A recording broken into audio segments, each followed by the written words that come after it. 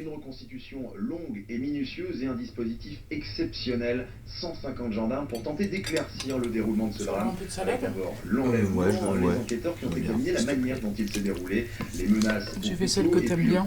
Avec une betterave de la plusieurs Peugeot 106 du ravisseur. On se fera une bouffe avec Josiane et son mari dans pas longtemps, quand elle pourra un peu mieux remarcher. Qui a véritablement commencé le calvaire de Marie-Christine Odo. Ils ont un beau barbecue. Oui. La joggeuse sera finalement retrouvée. Mais il y en a qui se refusent de rien. Hein. Après strangulation, tu sais, si on a les moyens de vivre, on vit. Oui. Grâce aux indications de Manuel Dacruz, un père de famille de 48 ans déjà condamné pour une affaire de viol et de Je ne vais pas changer de chaîne parce que... mineur de 13 ans. Sa peine avait été largement... Pauvre gamine, ce matin on entend ça. Depuis ce matin, là. Un attroupement autour d'une jeune femme alerte les policiers chargés de la surveillance. La femme à moitié dévêtue vient d'échapper au pire. Anne-Lorraine se retrouve alors seule, avec cet homme, dans son dos. Il va prendre un couteau dans sa poche, soi-disant un couteau de travail. Une fois qu'il arrive à son niveau, il lui dit « j'ai envie de faire l'amour avec toi ». À ce moment-là, Anne-Lorraine Schmitt se lève et commence à crier. Anne-Lorraine crie, mais personne ne peut l'entendre. L'agression n'était pas préméditée, c'est quelqu'un effectivement qui avait un travail, qui avait une vie sociale, qui avait une famille, une amie et des enfants, donc rien ne le prédestinait à commettre ce genre d'agression. Commencent alors des recherches acharnées pour retrouver ces hommes dangereux. Les évadés, qui sont tous de violents criminels, sont une menace pour la population et ils terrifient tous ceux qu'ils croisent sur leur route. Il faut que les enquêteurs les capturent avant qu'ils ne volent, violent et tuent de nouveau.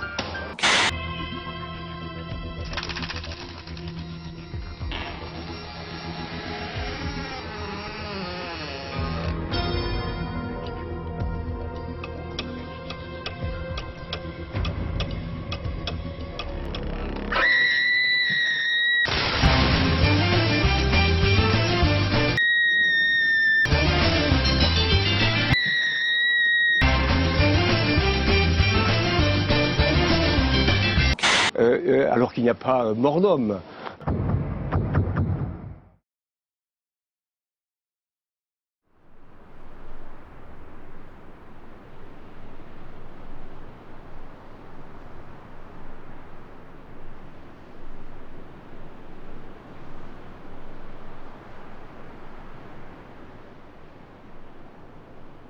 Je peux parler d'un fait qui m'est personnel. J'ai été agressée plusieurs fois. Et parce que militante et parce que agressée par des personnes qui étaient dans le réseau militant, je n'ai pas porté plainte. Les médias nous assomment avec des émissions sur les pauvres femmes violées et subissant les violences. Mais quand les femmes éteignent la télé, si elles regardent, et si elles regardent tard, tranquilles, si elles peuvent le faire, elles se retrouvent seules et elles se retrouvent totalement démunies. C'est-à-dire que bien sûr, il y a le numéro vert, qui n'est qu'un seul numéro qui est en train d'être regroupé d'ailleurs maintenant, un seul numéro alors qu'il y avait plusieurs numéros pour différentes violences subies. Moi je pense que le problème n'est pas d'en parler, le problème est de résister et de rouvrir les yeux sur justement l'imposition des normes dès l'enfance. L'éducation des garçons et des filles est faite de telle manière que les filles, très très tôt, sont contraintes à une certaine passivité. Leur espace vital n'est pas le même. L'espace vital d'une petite fille n'est pas le même que l'espace vital d'un petit garçon. On va laisser une petite fille dans un espace de quelques mètres carrés, on donnera beaucoup plus d'espace à un petit garçon. On le laissera plus crier, on le laissera plus se débattre et se battre et se défouler. Et tout ça, ça fait que corporellement, musculairement aussi, tout bêtement, même au niveau de la nourriture, si on doit parler de l'anorexie, de comment on va interdire de manger certaines choses aux petites filles et pas aux petits garçons, ça va faire que physiquement, physiologiquement, une petite fille va pas se développer de la même manière qu'un petit garçon, et mentalement, elle ne va pas avoir la même idée de sa projection vers l'espace et vers l'extérieur. On va lui faire peur de l'extérieur. Si tu sors, tu vas avoir ceci, tu vas avoir cela. On va pas dire ça aux garçons, un peu, mais pas de la même manière. Et encore aujourd'hui, les discours sont les mêmes. l'état du viol aujourd'hui, des violences subies par les jeunes femmes, les femmes, c'est tout ce continuum de violences qui sont subies en tant qu'enfants. La plupart parlent d'attouchement dès l'enfance ou à la préadolescence. Donc oui, ce sont des gens très près d'elles, ça va être des oncles, des grands-pères, ça va être des beaux-pères ou des pères, ça va être des amants de la mère, ça va être vraiment, c'est de toute manière très souvent dans la famille.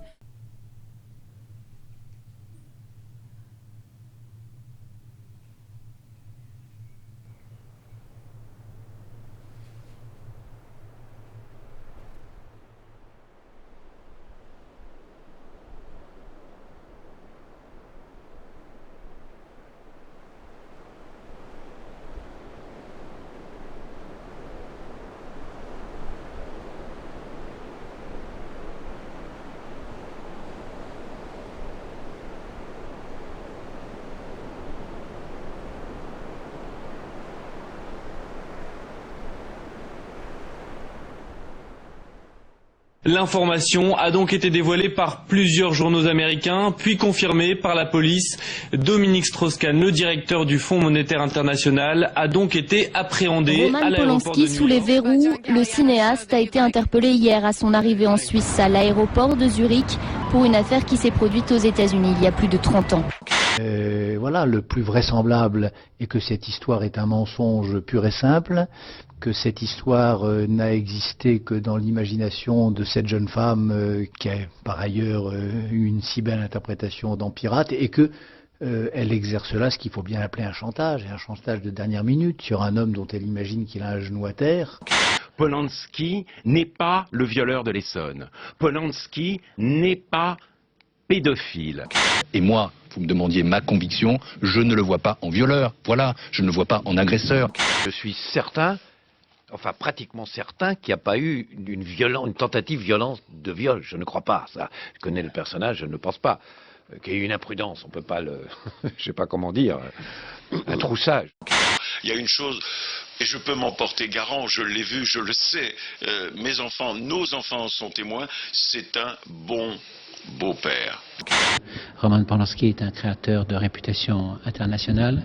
Une réaction d'émotion comme citoyen français, parce que Roman Polanski est également citoyen français. Souvenons-nous quand même de ce qu'il a vécu. Il est un enfant du ghetto de Cracovie. Sa mère a été déportée et assassinée par les nazis. Il a vécu le cauchemar du communisme. Il a vécu le cauchemar de la tragédie américaine, l'assassinat de Sharon Tate, dont il a eu lui-même à répondre auprès d'une presse à scandale qui disait qu'il avait inspiré les assassins avec son film Rosemary's Baby. Il a traversé tout ça et tout le monde s'en fiche. Mais dans quel monde vit-on? Cette planète me fait peur. Mais on a senti, si vous voulez, tout de suite une empathie incroyable de toute la classe politique, de toute la classe dirigeante française pour Dominique Strauss-Kahn. Et on ne la sent pas toujours pour le petit délinquant, voleur de mobilette, voleur présumé de mobilette. Vous voyez ce que je veux dire ?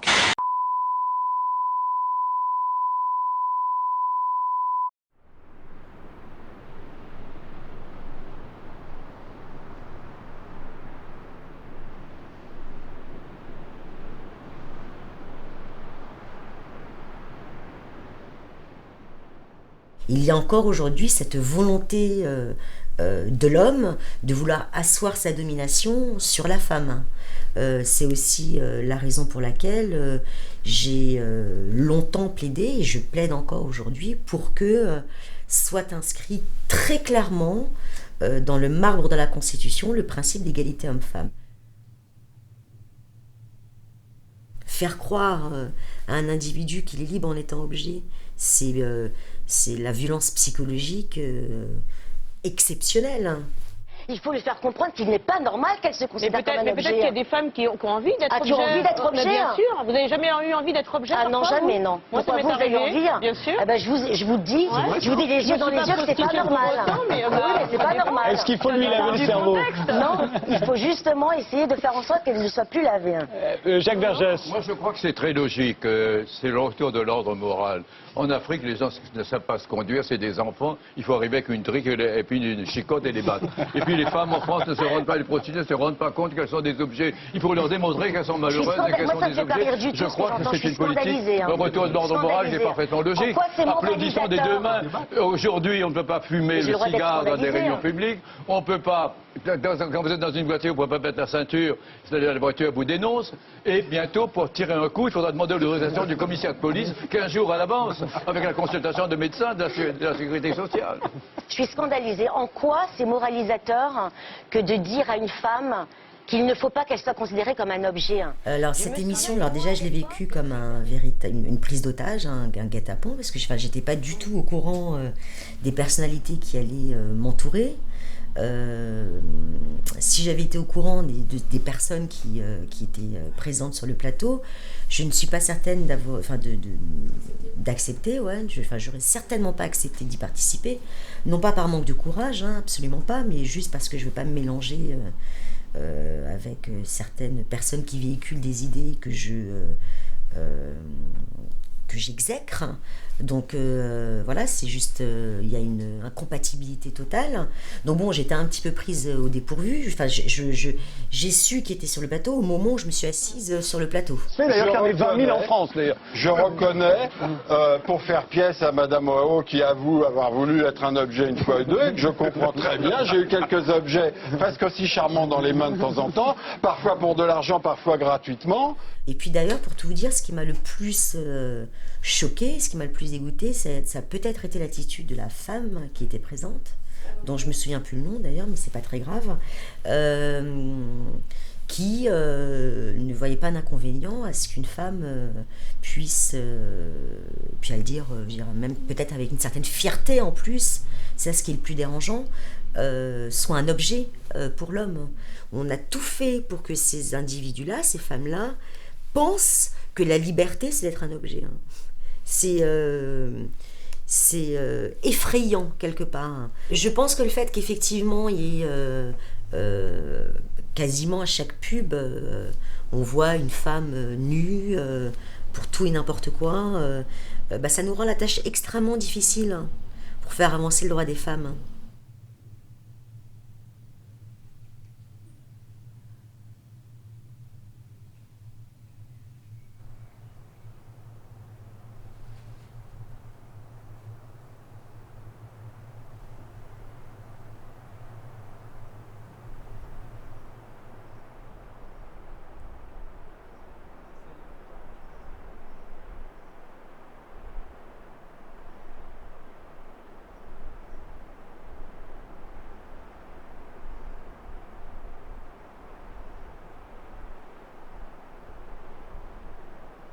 This is my voice, my weapon of choice.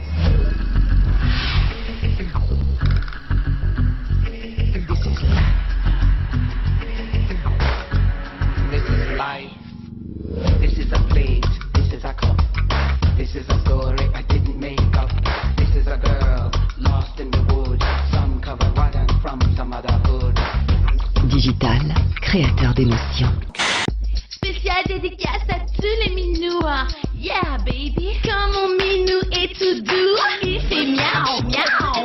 Comme mon minou pique partout, comme mon minou est tout doux, c'est mon trésor, mon bijou. Comme mon minou pique partout, il fait bien trop voyou. Comme mon minou est tout doux, il vaut le coup. Comme mon minou pique partout, c'est pire que du ou. Comme mon minou est tout doux, il est trop chou. Quand mon minou ressemble à un chien fou, il ne me fait plus du tout. Quand mon minou pique partout, 3 petits coups. Quand mon minou pique partout, 3 petits coups et il est tout doux. Quand mon minou est tout doux, il aime être caressé partout. Quand mon minou est tout doux, il aime être caressé partout.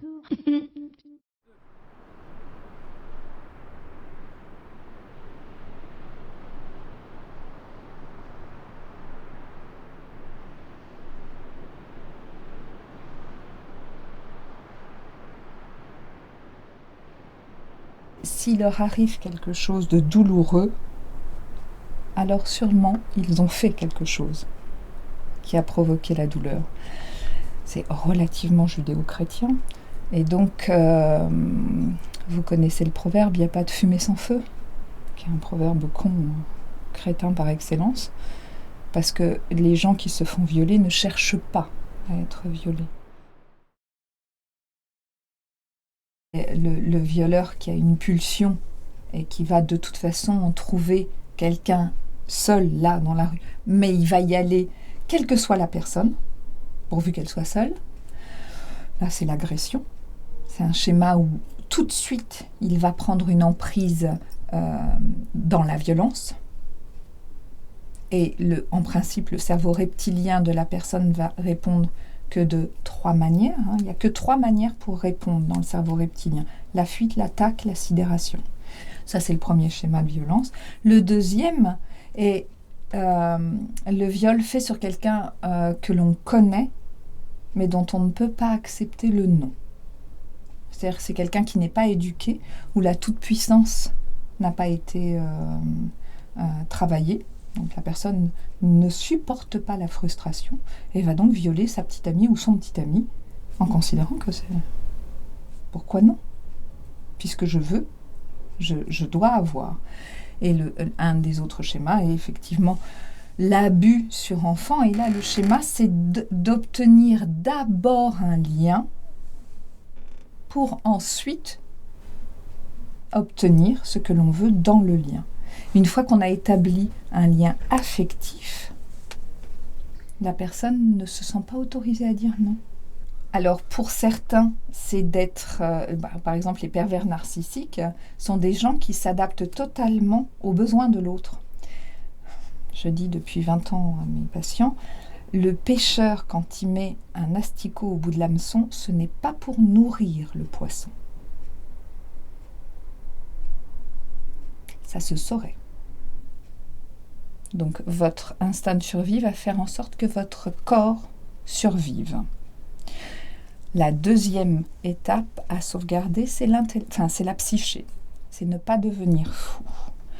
Pour ne pas être dans ce moment extrêmement angoissant où la vie d'un enfant bascule, ou la vie, pas forcément d'un enfant, ça peut être une personne adulte, va basculer et où elle est sous terreur, elle va se dissocier de la réalité, elle va aller se réfugier dans un endroit en elle qui fait que le moment passe. C'est associé à un système de sidération. Ainsi, la personne ne meurt pas de cet instant horrible. Ça arrive, ce sont des systèmes qui sont mis en œuvre par le cerveau reptilien quand il arrive quelque chose d'extrêmement dangereux. C'est ce qui nous reste de notre état animal. Le cerveau, entre guillemets, se déconnecte et fait le mort pour pouvoir sauvegarder juste la vie. Parfois, le stimulus, s'il est sexuel, déclenche un orgasme. L'orgasme, c'est pas quelque chose qu'on décide. C'est une suite d'événements physiques qui amènent à l'orgasme. Donc quand on dit c'est un orgasme mécanique, c'est juste un déroulement physique qui va engendrer une très grande culpabilité chez la victime parce qu'elle croit qu'elle aime ça, c'est dit A. Et non, c'est si vous buvez, vous allez étancher une soif, c'est physique. Si vous vous coupez, vous allez avoir mal, c'est physique. Si vous stimulez des propriorécepteurs sur la zone érogène, ça déclenche l'orgasme. Et il y a une différence entre l'orgasme et le plaisir. L'orgasme est une jouissance, c'est une détente physique, et le plaisir est un instant partagé et qui est apaisant et qui inclut de la tendresse et qui inclut tout un tas de choses qui n'existent bien sûr pas dans le viol.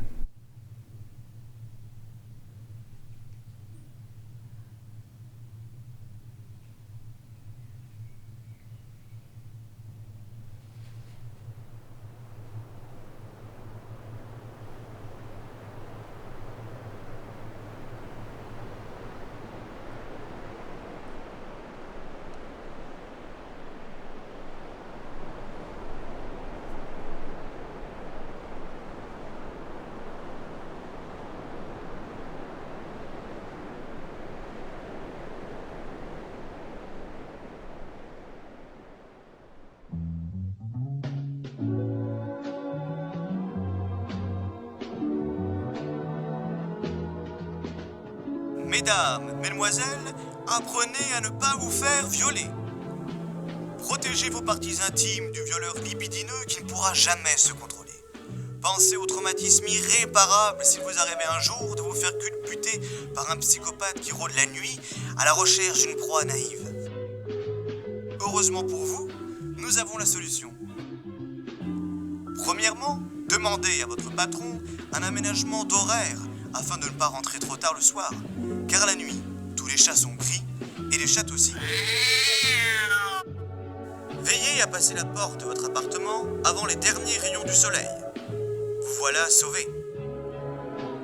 Vous pouvez à présent vous installer tranquillement devant votre téléviseur et contempler les informations qui pleurent le sort désastreux des femmes arabes. Deuxièmement, ne portez pas de jupe trop courte. Tout le monde sait que plus on voit vos jambes, plus on a envie d'atteindre votre culotte. Et dès lors, vous y seriez un peu pour quelque chose. Rappelez-vous que le violeur ne peut se contrôler. C'est donc à vous de vous contrôler. Un pantalon fera bien l'affaire. Et si vous sortez tard le soir non accompagné, assurez-vous d'avoir toujours du poil aux jambes. Ainsi, cette absence de féminité repoussera le dangereux criminel dans ses tranchées. Troisièmement, veillez à ne pas avoir un passé trop olé. Si le viol tombe un jour sur votre tête, malheur à celle qui aura quelques années plus tôt échangé ses fluides corporels avec plus de 2 hommes. Supprimez toute preuve d'un passé houleux et soyez bien sage. Quatrièmement, apprenez à dire non, non, non.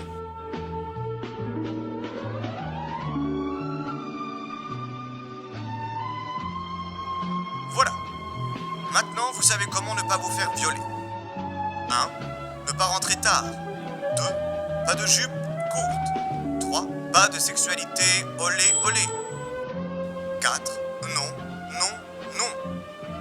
Et si ça vous arrivait alors qu'on vous avait prévenu, vous ne vous en prendriez qu'à vous-même.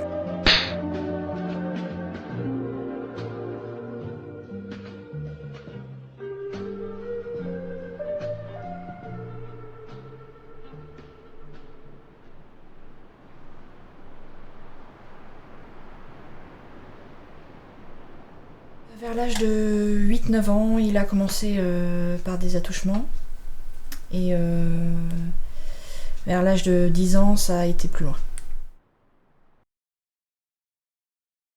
Quand j'étais jeune, donc peut-être jusqu'à l'âge de 12-13 ans, oui, c'était quelqu'un qui était plutôt bien vu, qui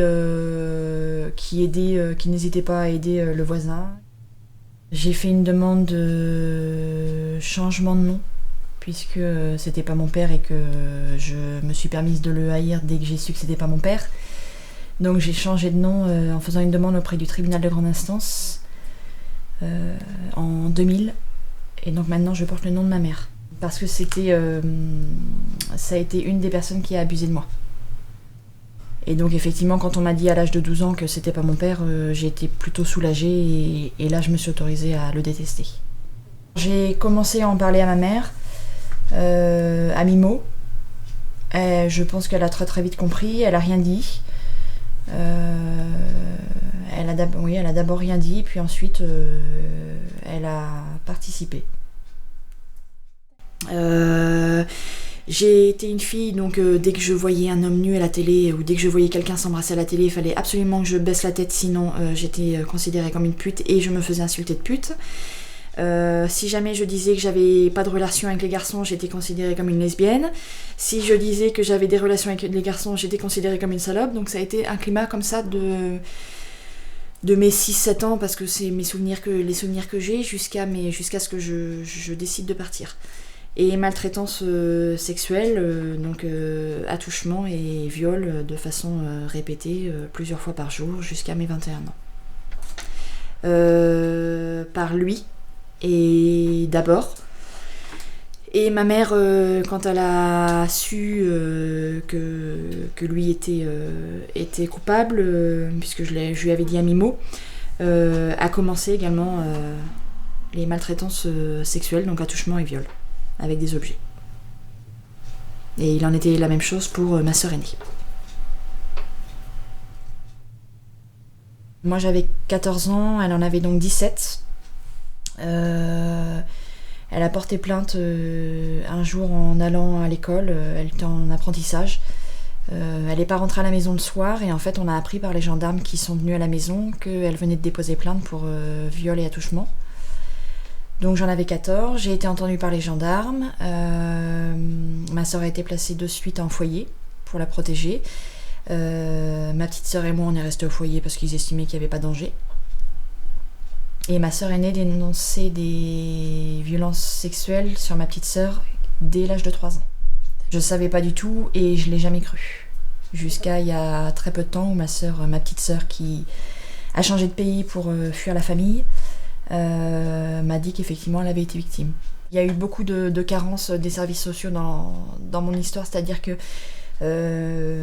alors ça c'est des choses que j'ai su après et pendant le procès. Hein.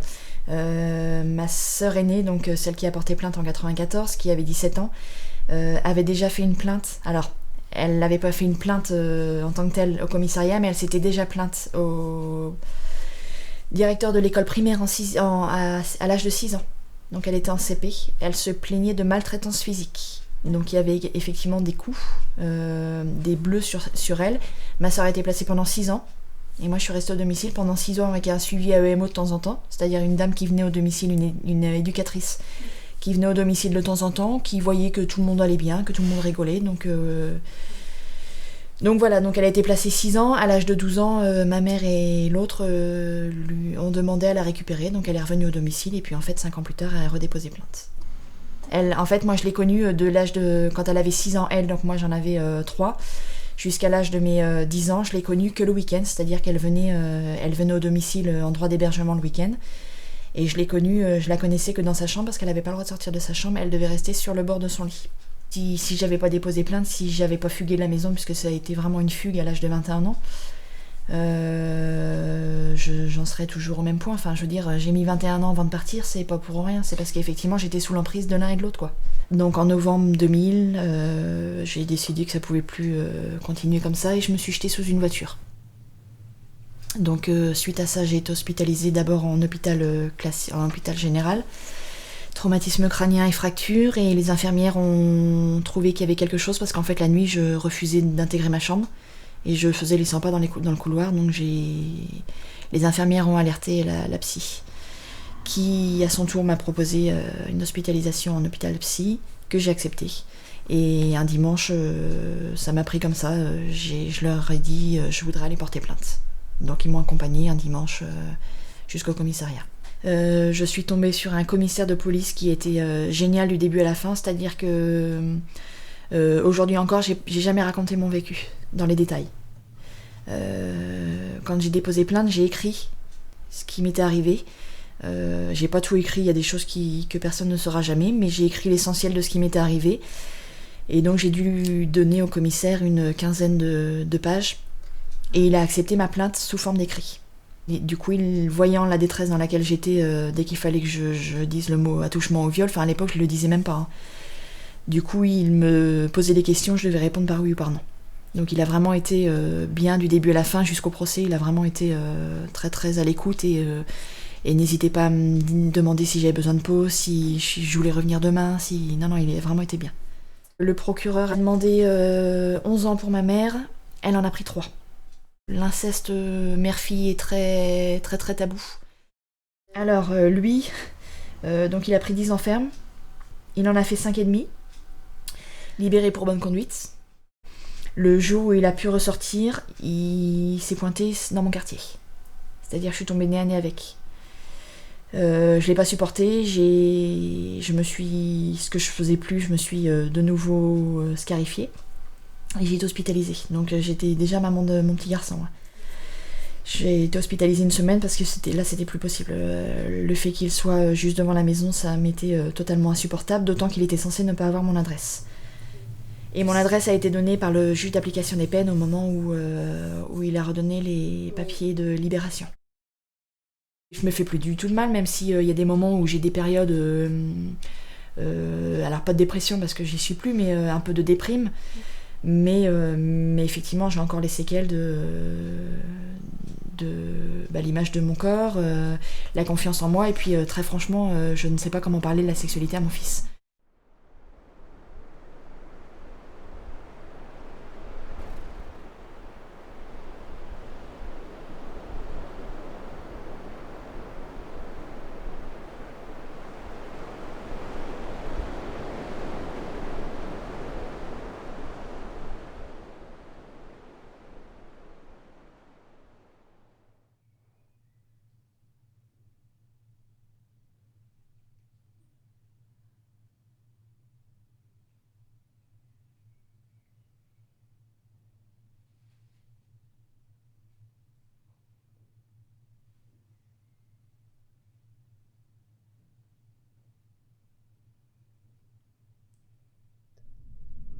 La première psy à qui j'ai parlé des abus que mon frère m'a fait a dit « Vous n'allez pas porter plainte pour ça quand même. » Je n'ai pas porté plainte.